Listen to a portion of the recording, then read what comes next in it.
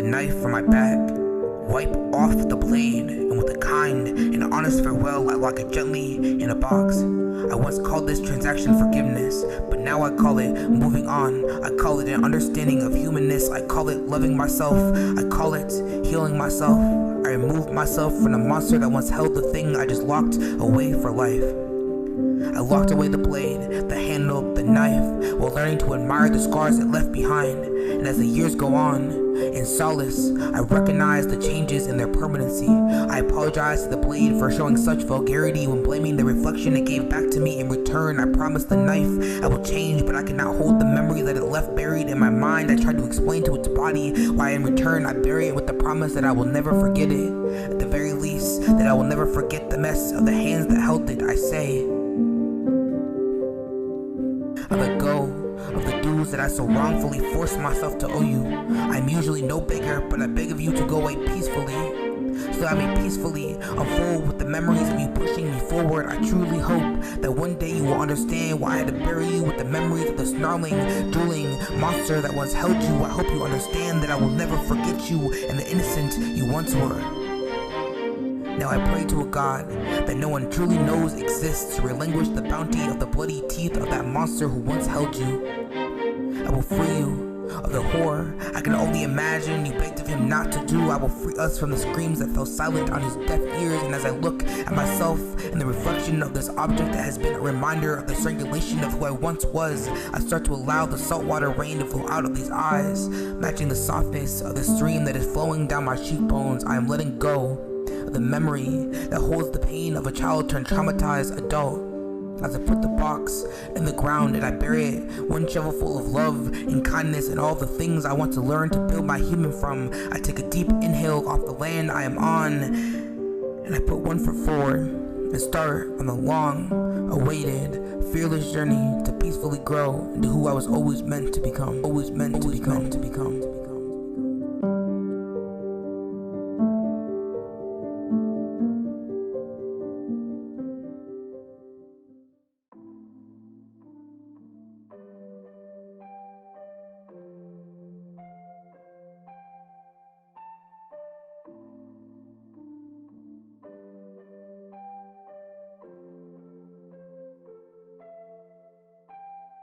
Two answers. Born of opposition can be a sacred becoming of one existence, a paradox, a holding of two seemingly contradictory truths that they may simultaneously exist as one. I like to think that the confinement of the four walls that hold identities can be broken. An opportunity to be everything and nothing all at once, to be as colorful as black and as empty as white, to be both living in the past and the future in the present. I like to think that I am paradoxical, that my existence challenges what people believe to be true and also what people know is true, a walkway between one or more understandings of what could possibly be an intellect of books and street, to be more than what these fists told me I could be, and yet the stereotypes of these books describe to be more of everything and less of one thing. Sometimes I wonder if that's why I'm so comfortable in my own loneliness, that maybe those truths are why I can exist in solace but wish for a lover, why I enjoy happiness but I also enjoy the things that make me sad sometimes, and in many ways I hate myself, but I am proud of the progress I have made, that I act like I don't care, and yet my bones hurt to my spirit, reminding me of the depth of the pain that left me in its absence. Maybe the paradox is not me, but all that I am inextricably tied to, that the way the world reveals itself to me is rooted in the rejection of the reality that only one truth exists, that the world is much too complex to be described in one way or another, that and is a much better conjunction for the full reality. Us humans understand that maybe the world has more to offer than our human comprehension could extend to our imagination, because could us humans, in all of our constant stupidity, actually and fully understand what the world is? I think not. I think the comprehension of our universe is far from the complexity of its reality, that while we are able to understand and feel much more with intellect than many other beings, we can still never understand it in such a depth that our understanding creates our own reality. We can never understand the world of our seas and oceans from the perspective of a being who can survive its depths, a being who lives and breathes there, whose whole life is in the synopsis of the water's ecosystem. While we can evaluate another experience, we will never live it. We will never know what it is like, and thus cannot fully understand what it is. The experience that influences our reality is only as our previous realities allow us to understand it. The same can be true of the experience of our neighbors. And so living in a paradox means much more than understanding the paradox we assume. It is also the understanding of all the complexities, of all the paradoxes, and of all the experiences we will never get the opportunity to live. The most beautiful expression a paradox can offer in solace is understanding that possibility for our reality is not confined by what we think is possible. The presence of a paradox means that impossibility does not necessarily exist, and while a possibility is a truth that can exist, so is the reality that possibility is a truth to. That is to say, that while my dreams may be possible, it is entirely plausible to assume that my dreams are plausible too.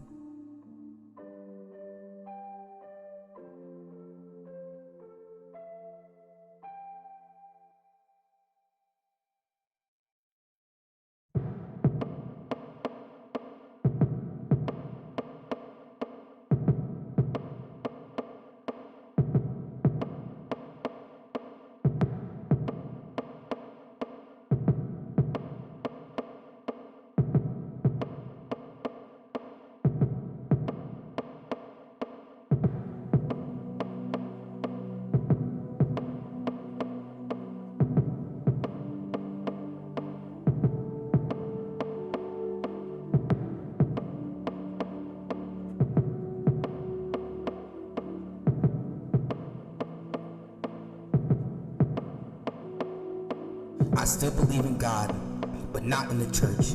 Cause my nigga, all the pastors have done is pray, but not actively try to stop the hurt. I had once a pastor tell me that they would pray for my people. Pray for my brothers with sun-kissed skin. Pray for the drug addicts and sinners and the devil within them. When I asked him to march with Black Lives, he said that he would pray for them.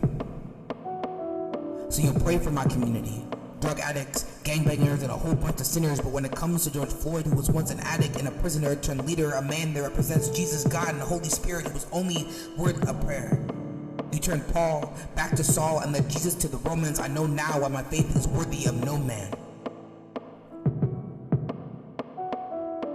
George taught me to have faith in God, and Pastor, you taught me not to have faith in the church. So at what point do we stop pretending that our thoughts and prayers alone will help with the hurt? I mean, even Jesus understood that he had to go out with the people, be with the people. That's why he congregated with the people. The uprising in Minneapolis, yeah, Jesus saw the pain of the people, the strength of the people, and he saw that your church didn't congregate with the people, didn't break bread with my people, and you're surprised that my people don't trust your people or anything that you stand for. You ever wonder why your church looks like the Romans and not like the Jesus with hair like wool? It's because you don't stand for nothing. Sometimes I can't tell if you're the boy who cried wolf or the wolf itself. You just find a bunch of people that you think are worse than you that you can abhor, and then you just keep praying some more. So no, I don't trust the people of the church until you march with mine. Until your thoughts and prayers become active feet with mine. I don't hate much, but I hate to see the church that I once loved so much become something that I don't feel the love of Jesus that changes hearts. We're gonna go do the work in other countries where ours is in shambles, and we turn the other cheek, and not for love, but for ignorance. The church will say a prayer for a chance to plead not guilty, and a slap on the wrist. At the gates to his kingdom, I hope Jesus points out the power in using him to plead the fifth. You've rebuilt the veil and invoked your prayers to the devil, knowing that he can take the lives of people you will just go pray for. So until the church can start to fuck up, instead of just praying for the people who y'all think are fuck-ups, I'll congregate with my people, and I'll march with my fists held high, and on Sundays I'll be outside breaking bread with mine. You can keep your fake Christianity on your side, because my church is marching with those who hold hearts inside of Black lives.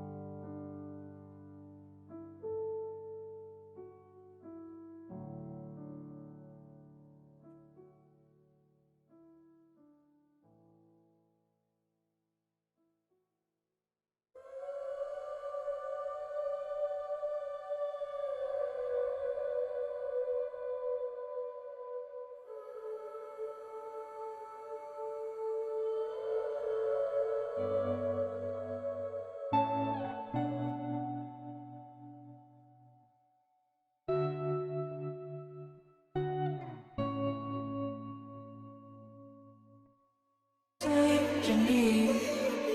I will give you all of me. Everything you leave, what's your worth? If one day it's gonna end, oh, one day it's gonna end. Take what you need. I will give you all of me. Everything you leave, what's your worth? If one day it's gonna end, oh, one day it's gonna end. Sex isn't always synonymous with love. For me, it hasn't been. It's been weaponized against me, or has become a weapon I use to match my lustful desires with my need to cope. A weird orgy of sorts between my needs, myself, and my lover. To be honest, I'd never been with a woman before her.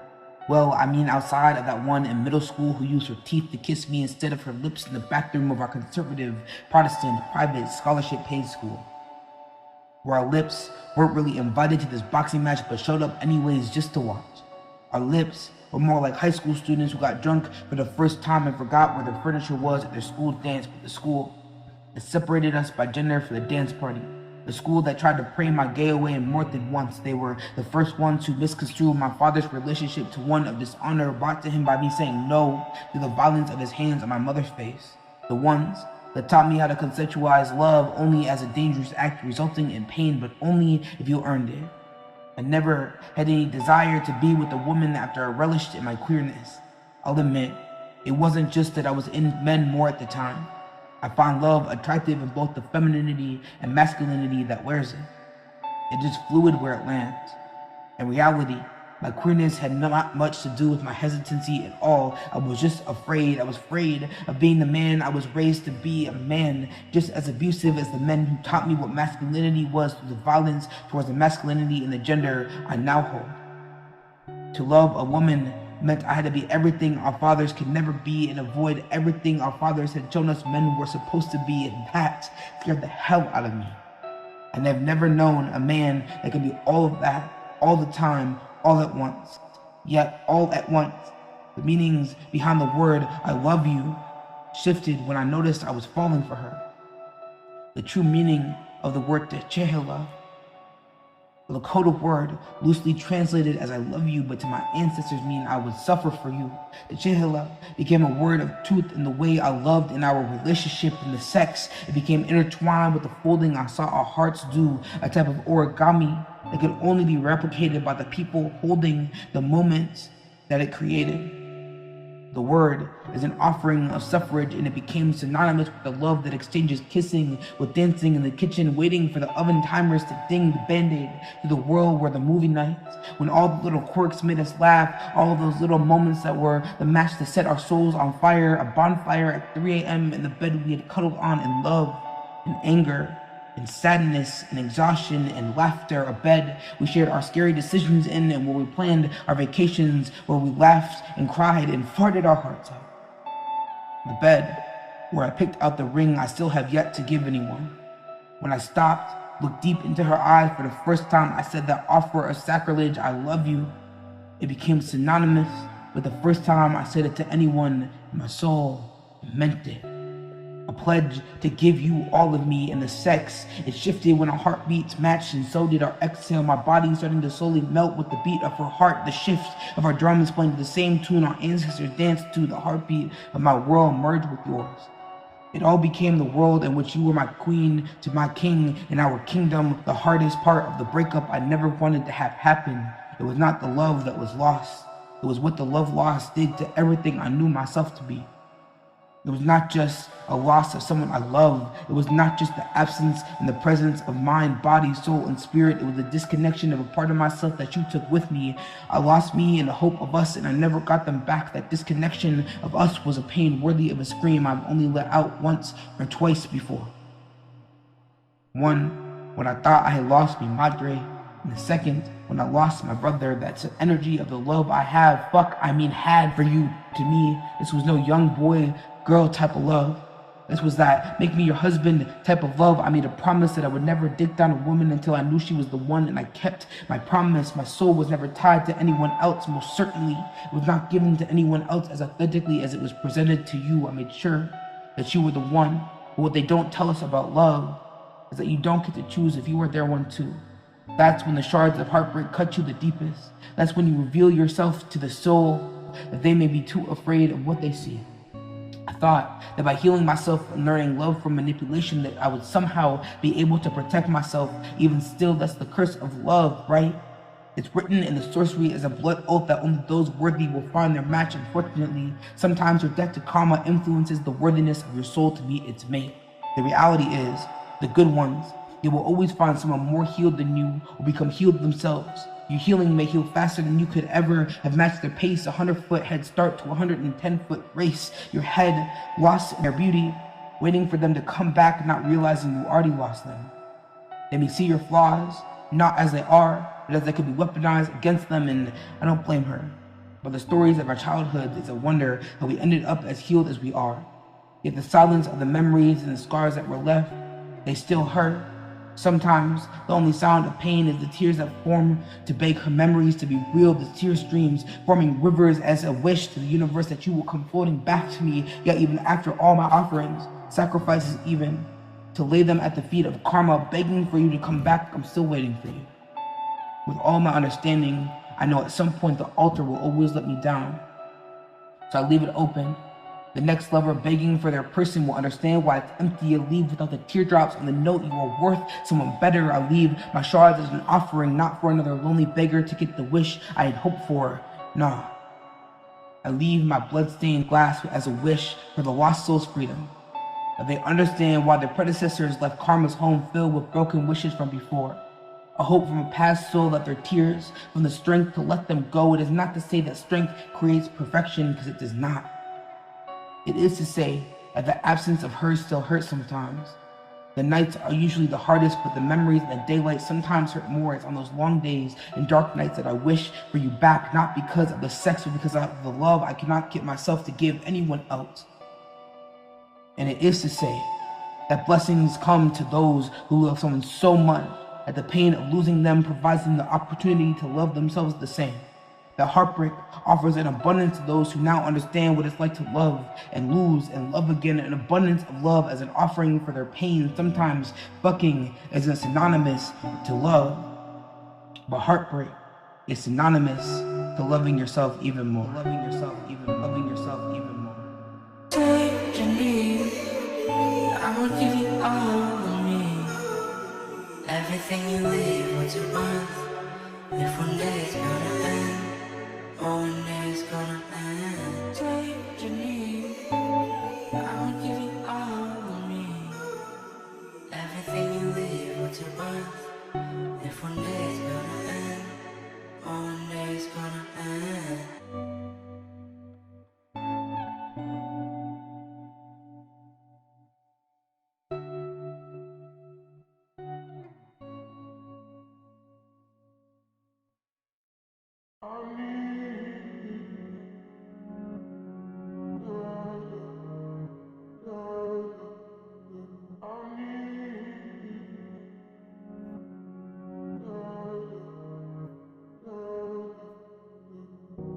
I'd like to be able to tell you that everything will be okay, but I think that is a disservice.